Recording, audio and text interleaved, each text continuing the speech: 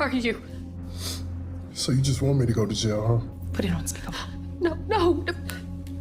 No, baby. Nobody loves me. Not my mama. Not you, not my dad. No, Vaughn, please listen. Just calm down, okay? What is up, y'all? It's your girl, EJ. Welcome back to Sis Let's Talk. This is part 7, y'all. This is where we zoom in and we get real specific about a messy moment or a character from Divorced Sisters. Now today, y'all, we gotta talk about Vaughn. Like, is this man crying for help or is he just a grown man with grown mess?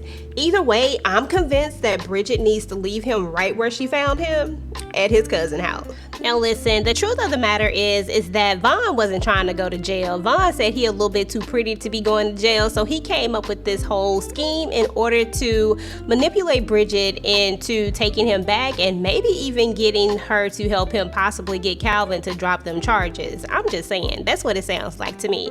But in order to understand the mess that we're in right now, we gotta go back to the beginning. So let's run down what actually happened.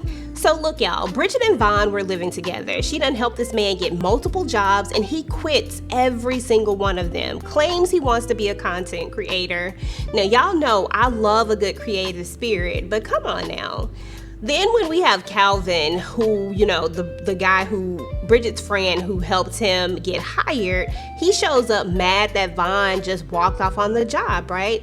It turns into this whole big fight.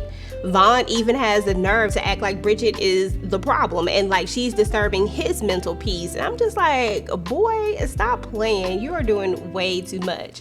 So at this point, we see that Bridget finally tells him to go back to his mama's house. And this is where things are going to get a little shaky and get a little wild, because later we're going to see that Vaughn is going to end up texting Bridget saying if he can't be with her, he just doesn't want to live anymore, and that he was going to unalive himself, y'all. And I'm just like, sir, why are you talking about it? Just go ahead and do what you got to do if that's what you finna do.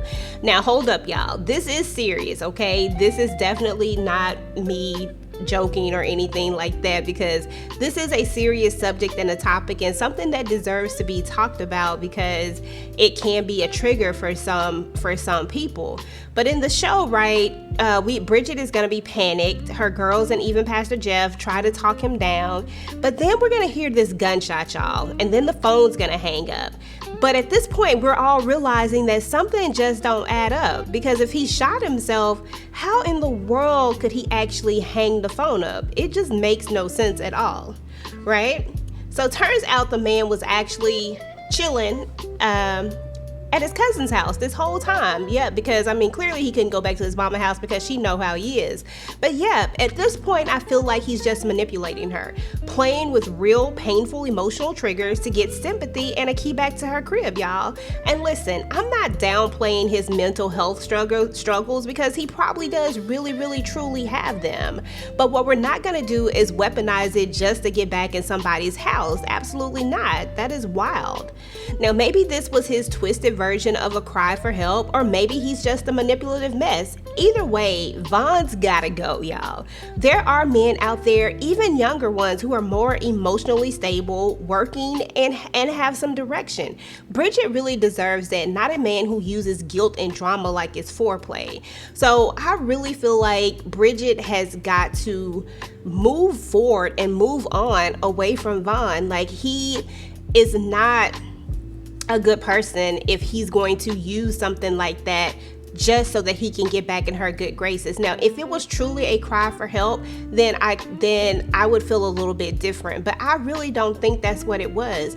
I really think that Vaughn just needs a place to stay, and he's had it all cushy over at Bridget's house because she's made it so easy for him, buying games, allowing him to be able to quit this job, quit that job, and still have a place to lay his head and still have no consequences.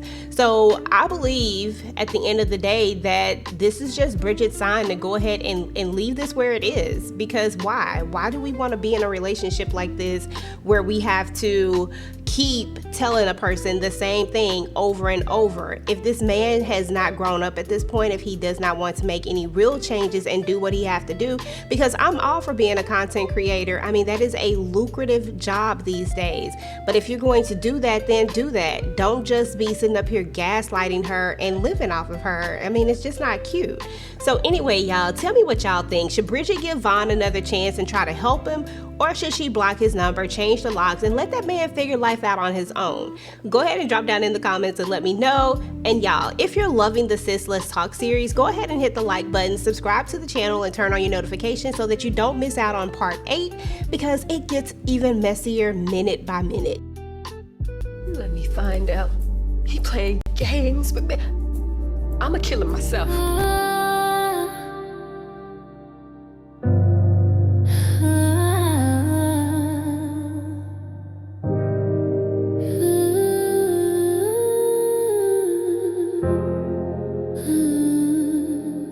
He quit 4 jobs that I helped him land.